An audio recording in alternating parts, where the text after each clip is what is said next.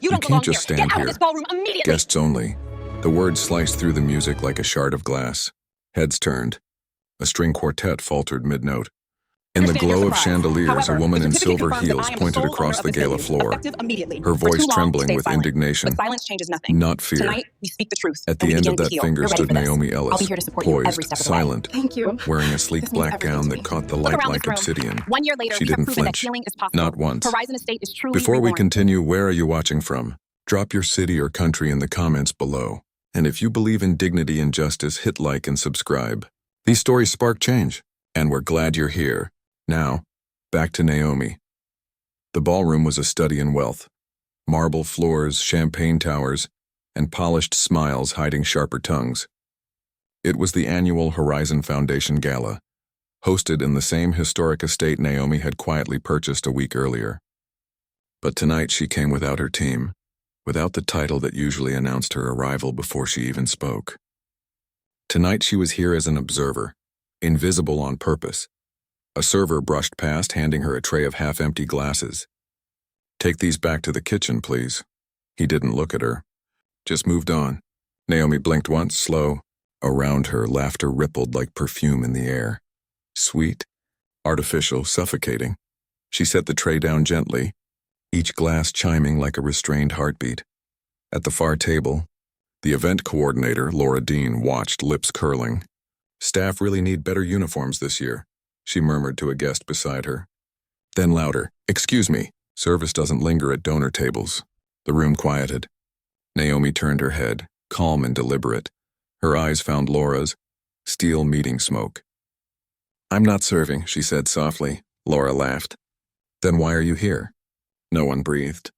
Somewhere the violin resumed, off-key, hesitant. Naomi's fingers brushed the side of her dress, steadying herself. The insult wasn't new. It was ritual. She'd seen it in banks, airports, boardrooms. Always the same tone, the same disbelief wrapped in politeness.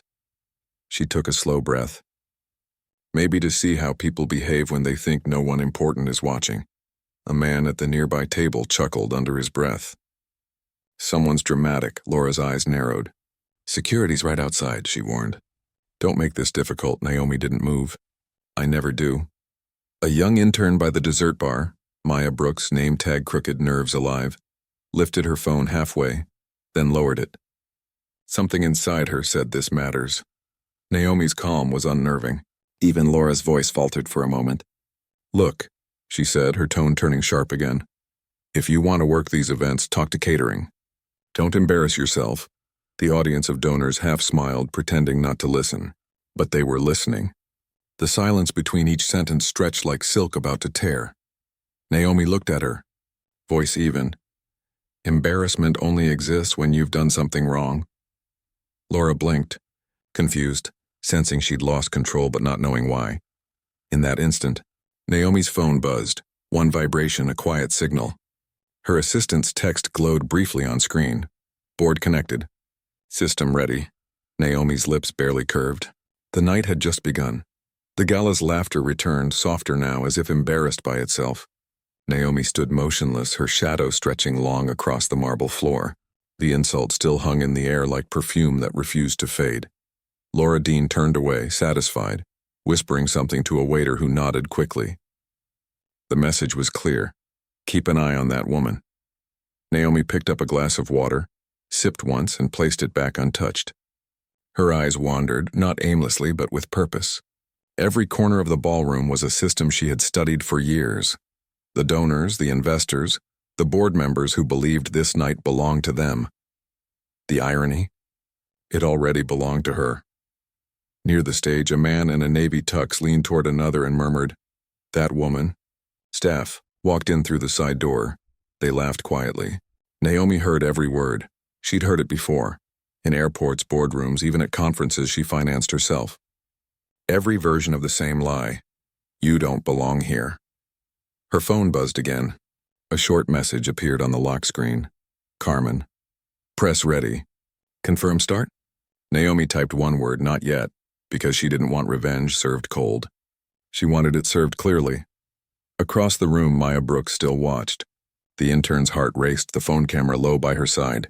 The light from the chandeliers caught Naomi's skin, turning calm into radiance.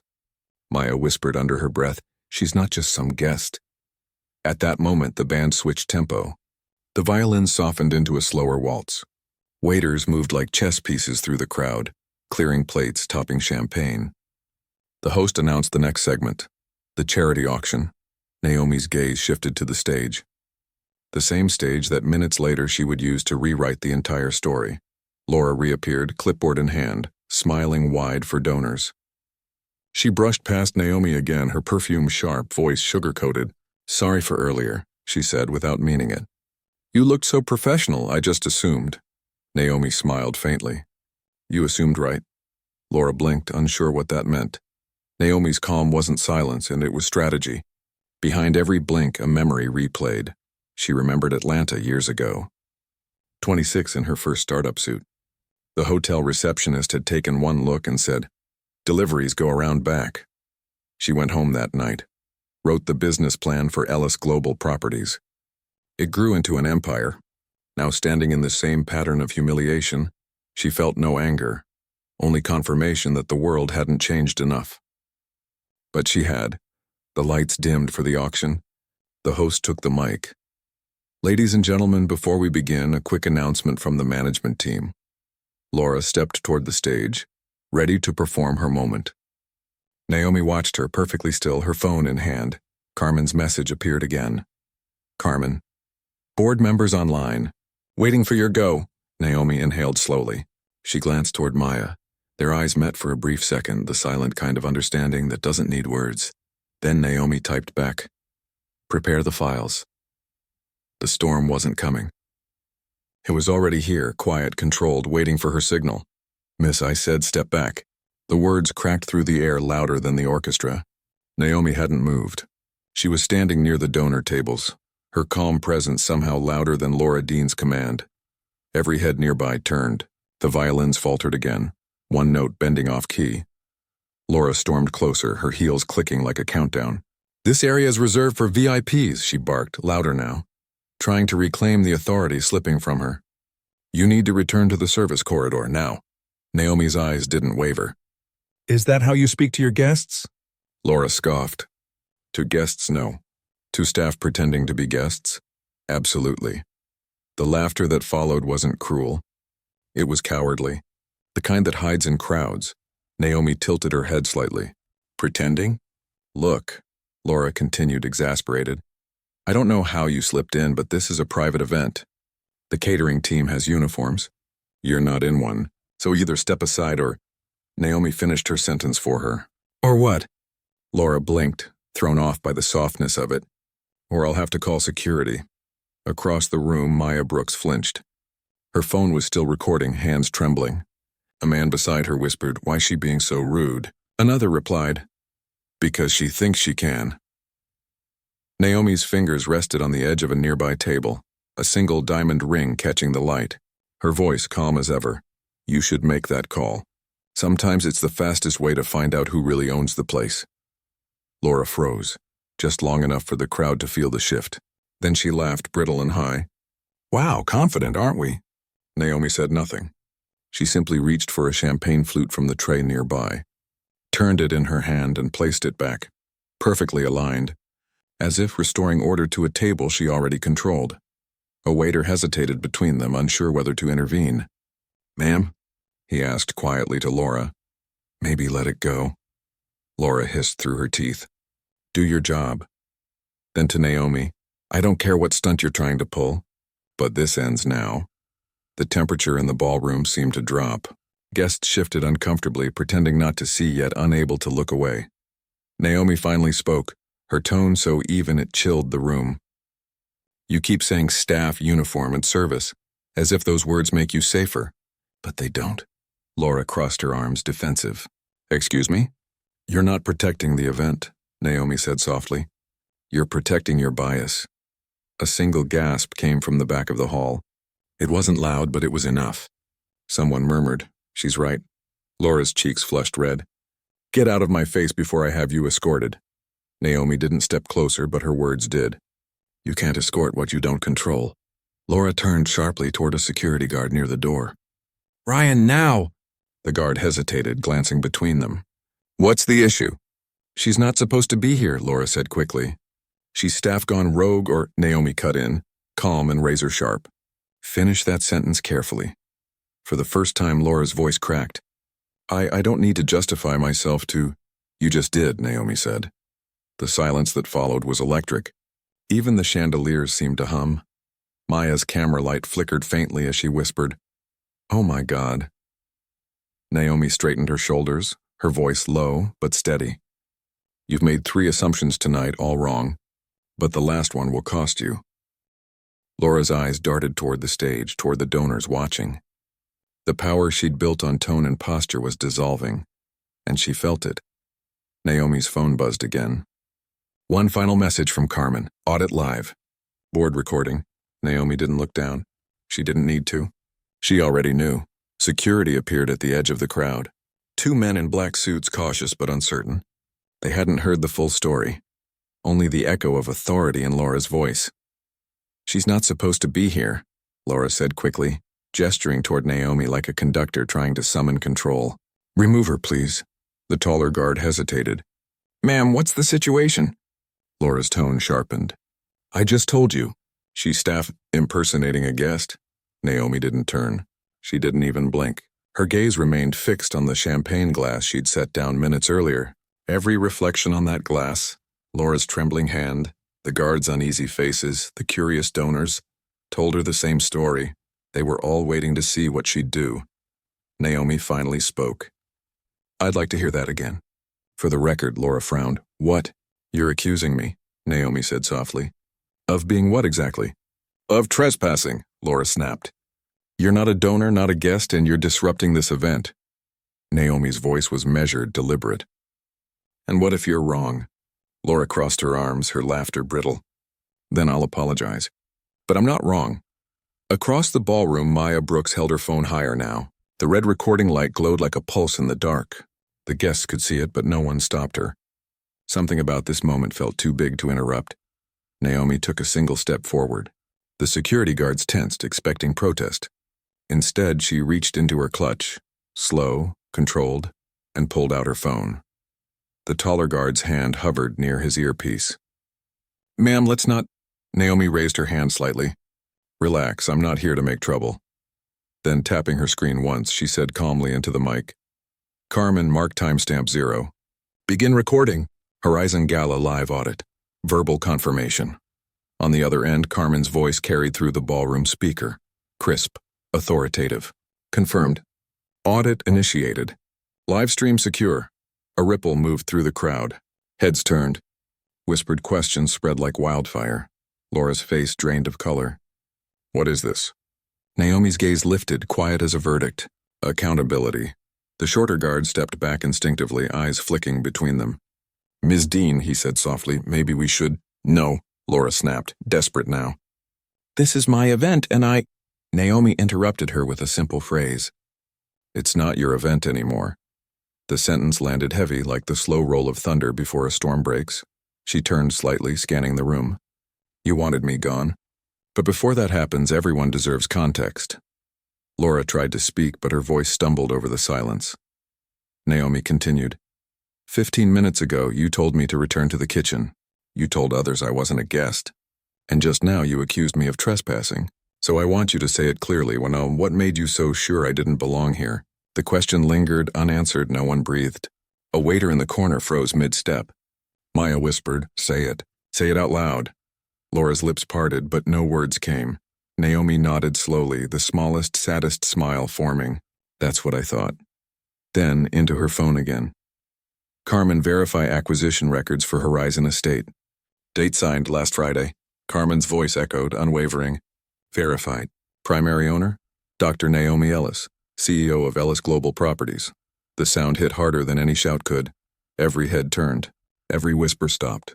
Even the chandeliers seemed to still. Laura staggered back half a step, disbelief flooding her face. You're the... Naomi looked directly at her. The one you tried to escort out of her own gala. And for the first time all evening, Laura had no power left in her voice. For a heartbeat, the ballroom froze. Even the music forgot its cue. Then the whispers began and soft, unsure, like wind before a storm. Did she just say, "See a show? No way. She owns the venue?" Dozens of faces turned toward Naomi, each one reflecting a different version of disbelief. Some embarrassed, some intrigued, some suddenly respectful. The same people who'd looked through her minutes ago were now seeing her for the first time. Naomi didn't move. She didn't need to. Stillness was her armor. Laura Dean blinked rapidly, color draining from her face. This is a misunderstanding," she stammered, voice trembling. "I didn't know who you were." Naomi cut her off gently, not with anger, but precision. "That's the point, isn't it? You didn't need to know who I was to decide what I wasn't." The words hung there, sharp and quiet. Maya Brooks swallowed hard behind her phone, eyes wide. The recording light flickered red, catching the reflection of crystal chandeliers trembling in their sockets. "Keep rolling," she whispered. "People need to see this." Guests shuffled, torn between discomfort and awe. One older man muttered to his wife, "I thought she was catering staff." The wife replied, "So did I." But this time there was shame in her tone. Naomi took a slow step forward. The guards moved aside instinctively, no command given. They could sense authority, the real kind. "Carmen," she said softly into the mic, "project the ownership certificate, please." Within seconds, the LED screens behind the stage flickered to life, displaying a digital document stamped and signed, "Transfer of ownership, Horizon Estate Holdings, Dr. Naomi Ellis." A collective gasp spread through the room. Someone clapped once, hesitant, almost accidental. Then another joined. The sound grew, uneven, confused. It wasn't applause yet, it was realization. Laura's hands shook. I didn't mean any harm. It was a simple mistake." Naomi's eyes met hers, calm as moonlight. Mistakes end when lessons begin. She turned to the audience, her voice steady and low. "I built this company from a one-bedroom apartment. I believe professionalism spoke louder than prejudice. Tonight reminded me, some people still need subtitles for respect." A few heads lowered. Others nodded slowly. The message landed where words often couldn't. Maya zoomed in on Naomi's face. The calm, the grace, the unflinching poise. "She's unreal," Maya whispered. "No, she's real. That's why it hurts," Naomi continued, her tone not rising but deepening. "You looked at me and saw service. You didn't ask what kind." Laura opened her mouth, but nothing came. Naomi walked closer, closing the space between them. Every step sounded like truth being measured. "I employ more than 3,000 people," she said quietly. "And I teach them one thing. Never assume power wears a label you can recognize." The crowd had stopped pretending to sip champagne. They were all listening now, guilty, mesmerized, or both. Maya's camera caught the moment Laura's eyes welled with humiliation and Naomi stayed steady. Neither cruel nor forgiving, just final. Then Naomi looked toward the guests again. "I'm not here to embarrass anyone. I'm here to remind you that the walls of this room don't decide who belongs inside them. People do. And tonight you all just saw how that can go wrong." Silence followed. Not the kind filled with tension, but the kind that holds reflection. From somewhere in the back, a young man said quietly, "She handled that with more grace than any of us deserve." Maya's phone vibrated, messages flooding in from viewers of her live stream. Unbelievable. Finally, someone calm with power. Justice with elegance. Naomi glanced once at the camera, not to perform, just to let the truth register on her face. "Power," she said softly, "doesn't shout, it reveals." And in that moment, the entire ballroom understood. The night wasn't about wealth or titles or appearances. It was about dignity, the kind you can't fake and can't deny once you've seen it. By the time the orchestra recovered its rhythm, it was already too late. The night had shifted. The air felt different, charged with consequence. Maya Brooks stood near the back of the room, her phone trembling in her hand. The live stream counter flashed, 2.3K watching, 4.8K, 9.1K. Comments flooded in faster than she could read them. Who is this woman? This is elegance in real time. She didn't even raise her voice. And they're the ones shaking. The video of our... Naomi's quiet reveal was already spreading through social media like a spark. Through dry air, hashtags formed in real time. The Black CEO, Horizon Gala, Grace and Power, and Naomi, unaware of the storm she had just unleashed. simply stood there. Still and composed, Laura Dean was pale, motionless beside the podium. Her clipboard trembled in her hand, the same one she'd used earlier to mark who belonged and who didn't. Now she couldn't even meet Naomi's eyes. Naomi spoke softly, almost to herself. Some lessons don't need to be taught twice. Then she turned toward the security guards, her voice steady. Gentlemen, thank you. You may stand down. They nodded, relieved, as if released from a spell. Carmen's voice came quietly through the earpiece. Ma'am, you're trending globally. Clip has over 10,000 shares already. Naomi exhaled, barely smiling. Let them watch. A donor approached hesitantly, an older man with a silver watch and the cautious tone of someone recalculating everything. Dr. Ellis, he said, if I may, I had no idea. You carry yourself remarkably. Naomi turned to him, her expression gracious but unmoved. You had every idea, she said. You just didn't recognize it until someone told you what to see. The man lowered his eyes, embarrassed.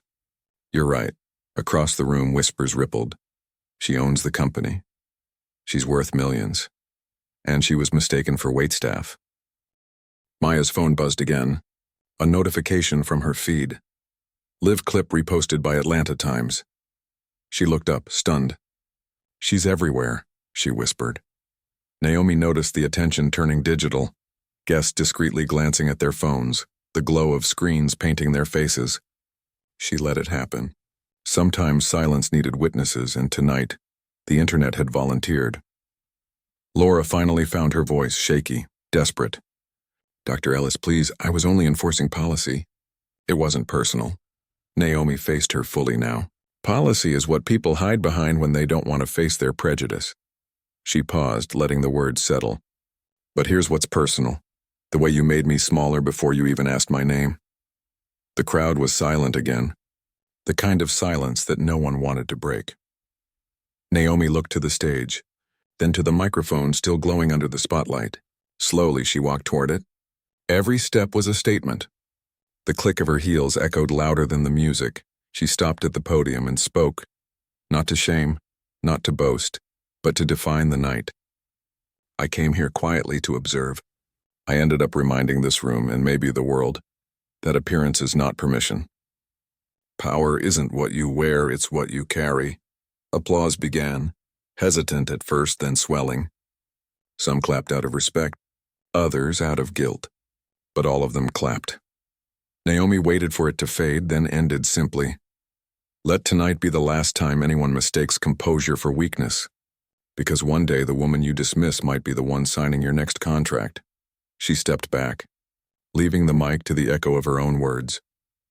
Maya's live stream captured the final frame. Naomi standing beneath the chandeliers, head high, light cascading over her like quiet justice.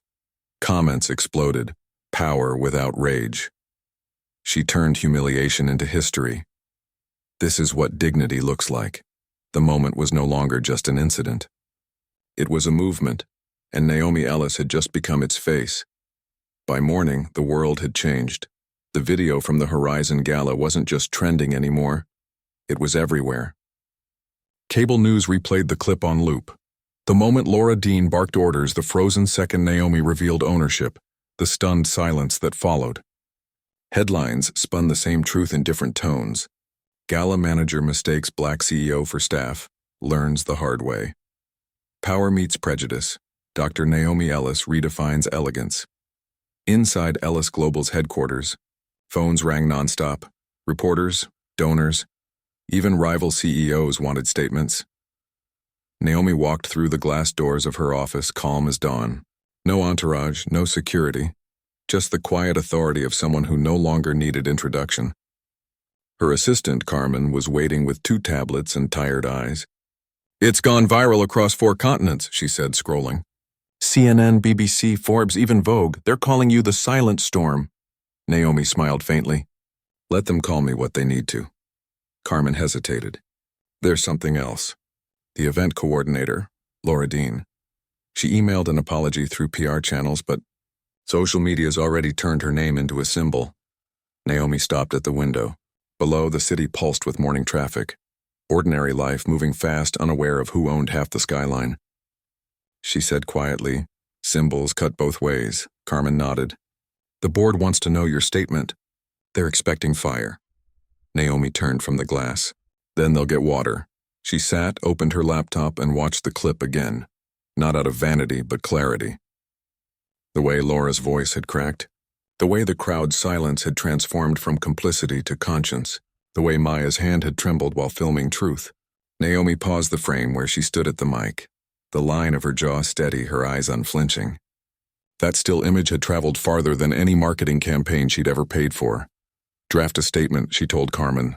Keep it short. Carmen waited, stylus ready. Naomi spoke slowly. Last night reminded me that prejudice isn't always loud. Sometimes it's procedural. We don't fight it by shouting louder. We fight it by staying calm enough to be heard clearly. I forgive, but I do not forget. The work continues. Carmen looked up, moved. Simple, powerful. Naomi nodded. Upload it. But not to my company account, to my personal page. Done, Carmen said softly. Minutes later, the post went live. Within an hour, it had 500,000 reactions, 30,000 comments, and a single pinned response from Maya Brooks. She didn't raise her voice once. That's how I learned what power really sounds like. Naomi read it twice, then smiled. Find her, she said. I want to meet her. Carmen blinked. The intern? Yes, she saw what others ignored. That kind of courage deserves a career. Carmen smiled. Already on it. Outside, morning sunlight flooded through the glass. Naomi stood again, her reflection layered against the skyline. She thought of her younger self, the one who had been mistaken for staff, for smallness, for silence, and realized that every dismissal had been a rehearsal for this moment. Her phone buzzed once more. A message from the foundation director. The Horizon team has been suspended pending review. Do you want them terminated? Naomi typed slowly, then hit send no. Education before elimination. Let them attend the training they denied others. She locked her phone, her gaze calm and certain. Justice didn't need revenge. It needed memory. The next afternoon, Naomi's office was quiet. The kind of quiet that followed global noise. Outside, the city still buzzed with her name. But inside, time slowed to a calm rhythm of purpose. Carmen stepped in softly. She's here. Naomi looked up from her desk. Maya Brooks? Carmen nodded. Nervous. Says she's never been in a place like this before. Naomi smiled faintly. Neither had I once. The door opened. Maya stepped inside, clutching her phone like a shield. She was smaller in person, barely 22, still wearing the same simple blazer from the Gala, the one that looked borrowed, loved, and a little wrinkled from courage. Naomi stood. You can breathe. You're not in trouble. Maya let out a shaky laugh. I figured that out when I saw your assistant smile at me. Naomi gestured toward the window. Come. The view's better than the headlines. They stood side by side, overlooking the city. From here, the world didn't look divided, just layered. Maya finally spoke. I didn't mean to record. I mean, I did, but not for attention. It just felt wrong, what they were doing. Naomi nodded slowly. That instinct, to document, to bear witness, that's how truth survives when people try to bury it. Maya's eyes glistened. I never thought anyone would care about a video I took. Naomi turned to her. They didn't care about the video. They cared about what it revealed.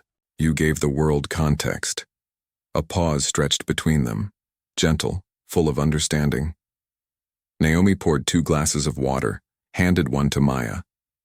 How long have you been at Horizon Foundation? 3 months, Maya said. Internship, unpaid. I just wanted experience. Guess I got more than I asked for. Naomi chuckled softly. Life has an unusual way of paying people early. They sat. The tension in Maya's shoulders eased as Naomi spoke again, quieter now. I watched your clip. You didn't shake because you were afraid. You shook because you knew it mattered. Maya swallowed, words catching in her throat.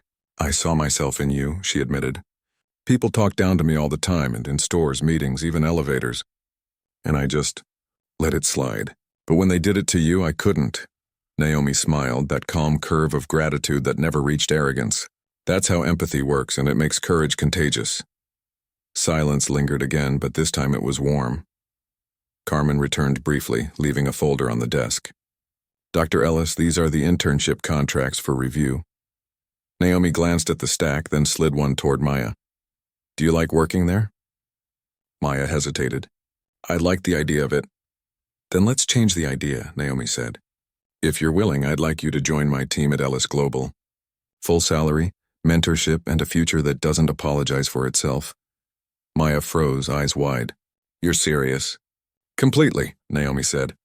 You earned this by doing what others wouldn't, telling the truth when it was inconvenient. Maya's voice trembled. I don't know what to say. Say yes, Naomi replied. Then promise me something. Anything. When you have power, Naomi said, use it to make people feel seen before they have to prove they exist.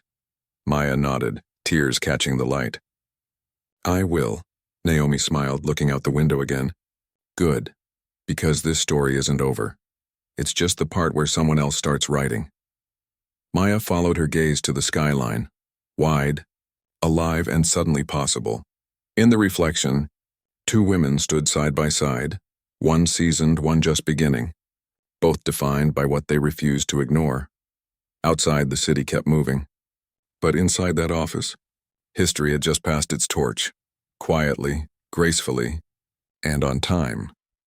The week that followed felt heavier than victory. Naomi Ellis had become the face of calm defiance, her image plastered across magazines, screens, and think pieces that dissected every blink. Every word she had spoken that night. Some called her a symbol of grace under fire. Others accused her of engineering the moment. Naomi ignored both. Symbols weren't goals. They were consequences. Inside Ellis Global's boardroom, a dozen executives sat around the long mahogany table, each one holding a copy of the Financial Herald front page. The CEO who stayed silent and made the world listen. The silence in the room was reverent, uneasy. Dr. Ellis began. Victor Lane, head of corporate communications. We've had over 8,000 new partnership inquiries this week. Some genuine, some opportunistic. Naomi folded her hands. That's expected. When the world sees a mirror, half will look at their reflection. The rest will check their hair. Nervous laughter. She wasn't joking, and yet the line diffused the tension anyway. Another board member leaned forward. There's growing pressure to address the incident formally. The Horizon Foundation's donors are reconsidering their contracts. They're asking whether we intend to terminate their event management team. Naomi's expression didn't change. We already suspended them. Yes, the man said. But the public wants consequences. Naomi met his gaze. The public also wanted crucifixions before they invented courts. We'll stay with education. The goal isn't punishment, it's prevention. Carmen, seated to Naomi's right, smiled faintly. She'd heard this tone before, calm, sharp, deliberate. The same tone that turned chaos into order. Naomi continued, We're not chasing revenge. We're building protocol. From now on, every partner company under our umbrella will receive training in racial and ethical bias response. No exceptions, including ours. One of the older board members frowned. You want our executives to take it too? Yes, Naomi said, starting with me. A pause. Then slow, reluctant nods around the table. Victor exhaled. Understood. Naomi stood, walked toward the window overlooking the skyline. The city looked smaller from up here, but not less complicated. Change isn't a speech, she said quietly. It's a system. Carmen watched her, recognizing the exhaustion behind that composure. Naomi wasn't just fighting perception anymore, she was carrying it. Dr. Ellis, Carmen said softly, there's one more thing. Naomi turned. The media wants an exclusive interview. Prime View, Sunday night. They want to talk about power, race, and leadership. Naomi considered it for a long moment. Do they want my opinion or my optics? They said your story could inspire millions. Naomi smiled faintly. Stories don't inspire until the world's ready to listen. Schedule it anyway. She walked back to her seat, her steps measured. If we don't control the narrative, someone else will, and they'll sell it back to us as inspiration instead of instruction. Victor scribbled notes. Message focus? Naomi looked him dead in the eye. Dignity, not drama. Justice, not spectacle. The words landed like commandments. The meeting ended in silence. Chairs scraped. Papers rustled.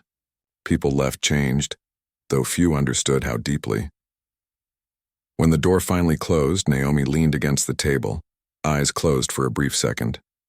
The city outside buzzed with her name, Dr. Naomi Ellis, the CEO who turned humiliation into history. Carmen approached quietly. "You okay?" Naomi smiled without opening her eyes. "I'm fine, just remembering that visibility is a heavier crown than power." Carmen hesitated. "Worth wearing?" Naomi opened her eyes, calm and certain. "Only if I use it to build a world where no one else needs it." Outside, the sun hit the mirrored glass of the building. And for a moment, the whole skyline looked like it was reflecting her resolve. The studio lights were blinding. They always were. But Naomi Ellis had faced harsher lights before. Boardrooms full of disbelief. Gala halls thick with entitlement. Compared to those, the cameras felt almost kind. A producer adjusted her microphone. "You'll be live in 90 seconds, Dr. Ellis. Just relax and speak naturally." Naomi smiled faintly. "That's the only way I know how." Across from her sat the host. Polite smile, practiced posture, curiosity sharpened like a scalpel. On the monitor behind them, the headline glowed, "Power, Race, and Grace. A conversation with Dr. Naomi Ellis." The countdown began. 5, 4, 3. "Good evening," the host began smoothly. "Tonight we're joined by the woman whose quiet strength at the Horizon Gala captured the world's attention. Dr. Naomi Ellis, thank you for being here." "Thank you for inviting me," she said. Her voice was soft, steady, threaded with composure. "Millions watched that clip," the host continued. "Some call it an act of elegance. Others call it a masterclass in restraint. But what were you thinking in that moment, when you were being mistaken for staff?" Naomi looked at him for a long moment before answering. "Honestly, I was thinking how familiar it felt." The studio went still, she continued. "Every time I walk into a room where I'm not expected, someone assumes I'm there to serve, not to lead. I've stopped taking it personally, but I've never stopped noticing." The host leaned in. "And yet, you never raised your voice." "I didn't need to," Naomi said simply. "The truth is loud enough when you speak it with clarity." A brief silence, not awkward but reverent. The host smiled. "Some say you changed the conversation about power that night." Naomi shook her head slightly. "I didn't change it. I just exposed how little it had changed." He hesitated. "Do you forgive the woman who confronted you?" Naomi exhaled, measured. "Forgiveness isn't the hard part. Forgetting is, because if I forget, it happens to someone else who won't have a camera nearby." A murmur of agreement rose from the studio audience. The host pressed on. "You're now considered a symbol, for dignity, for representation. Do you embrace that role?" Naomi smiled gently. "Symbols are fragile things. People worship them until they need a new one. I don't want to be a symbol. I want to be a system, one that outlives the noise." The audience fell silent again, but it wasn't emptiness. It was awe. The host nodded. "So what does justice mean to you, Dr. Ellis?" Naomi's eyes softened. "Justice means correction without cruelty. It means changing the rules quietly so that next time silence doesn't cost anyone their place." He paused, visibly moved. "That's beautiful." "It's necessary," Naomi replied, a beat. Then the host smiled. "Last question. If you could speak directly to that young woman watching this, the one who's been overlooked, underestimated, what would you say?" Naomi leaned slightly toward the camera, her gaze unwavering. "I tell her she's not invisible. The world just hasn't adjusted its lens yet. Keep showing up. Keep standing still when they expect you to shrink. Stillness isn't weakness, and it's focus." Applause filled the room. Not loud but genuine. The host closed the segment. Dr. Naomi Ellis. Proof that power doesn't always raise its voice. The cameras faded to black. The lights cooled. Naomi sat there for a moment, breathing quietly, feeling the calm after truth. Carmen appeared from the wings with a soft smile. "You did it again," Naomi smiled back. "No, we did. All of us who stayed quiet until the world finally heard silence for what it really was. Strength." Outside the studio, night settled over the city, steady, luminous, and listening. The morning after the interview, the world didn't wake up quietly. News anchors quoted Naomi Ellis like scripture. Clips of her calm defiance flooded feeds, layered with captions. "Stillness is focus. Justice means correction without cruelty." The internet, so often quick to forget, refused to move on this time. Students shared her words on classroom walls. Corporate leaders replayed her interview during Monday meetings. A teacher in Detroit told her students, "Listen to her tone, that's how you win without shouting." Within 72 hours, hashtags became initiatives. The Ellis Standard trended across LinkedIn, a movement calling for racial equity training and ethical audits in corporate spaces. An Ivy League business school announced a seminar titled The Ellis Model, Dignity and Leadership. A young woman from Johannesburg posted a video in her work uniform, whispering into her phone, "I stood taller today because she showed me how." Naomi watched it all from her office. Headlines, reactions, waves of gratitude and reflection. But she didn't smile, not yet. Change, she knew, wasn't measured by applause, but only by repetition. Carmen entered quietly, holding a thick folder. "You should see this." Inside were letters, hundreds of them. Printed emails, handwritten notes, screenshots of messages from strangers around the world. One caught Naomi's eye. "Dr. Ellis, I was escorted out of a client meeting last year because they thought I was the delivery driver. I never spoke about it until I saw you. Now I'm teaching my team how not to repeat that mistake." Naomi closed the folder, her throat tight. "These are heavy," she said. "They're gratitude," Carmen replied. "The good kind." Naomi nodded, gaze distant. "Gratitude fades. Systems don't." That afternoon, she stood before her executive team in the same boardroom where she'd once faced doubt. The screens behind her displayed a new headline. EGP Foundation launches Eyes Open Initiative, Diversity Training for Corporate Leaders. "This isn't a PR move," Naomi said firmly. "This is a blueprint. We start with our own partners, then expand globally. Not workshops, transformations. I want people to feel seen before they ask for proof." Victor Lane smiled. "The world's already calling it the Ellis effect." Naomi shook her head. "Effects fade. Habits last. Let's build habits." After the meeting, she found herself alone again, watching the city from the window. Below, cameras still waited outside her building. But their lenses didn't intimidate her anymore. They reminded her of Maya Brooks, the young intern who had turned witnessing into history. Carmen's voice came softly from the doorway. "Maya just called. She's settling into her new role. Says she wants to design training programs for the foundation." Naomi turned, smiling fully for the first time in days. "Of course she does. The world needs her version of courage." Carmen hesitated, then asked, "Do you ever get tired of being the one who has to lead change?" Naomi thought for a moment. "Change doesn't need a hero," she said. "It needs consistency. And I'm consistent." The phone on her desk buzzed. Another interview request, another headline waiting to be written. She ignored it. Instead, she opened the folder of letters again, one by one tracing the inked gratitude with her fingertips. Outside, the city pulsed and brighter, wider, somehow softer.